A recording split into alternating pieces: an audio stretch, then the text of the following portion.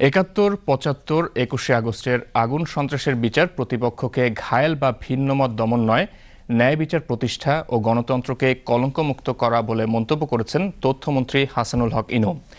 তিনি আজ সকালে রাজধানীতে বাংলাদেশ হেরিটেজ ফাউন্ডেশনের উদ্যোগে আয়োজিত আন্তর্জাতিক অপরাধ ট্রাইব্যুনালের রায়ের উপর আলোচনা সভায় এ মন্তব্য করেন।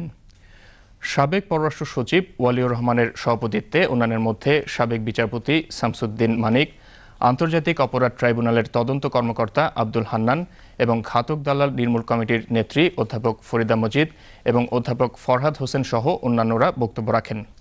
তথ্যমন্ত্রী বলেন, ৭১-এর পর যুদ্ধাপরাধীদের বিচারের জন্য সাংবিধানিকভাবে পদক্ষেপ গ্রহণ করে জাতির পিতা বঙ্গবন্ধু শেখ মুজিবুর রহমান। গণতন্ত্রে মানবতাবিরোধী অপরাধ ক্ষমা করার কোনো সুযোগ নেই বলে মন্তব্য করেন তথ্যমন্ত্রী।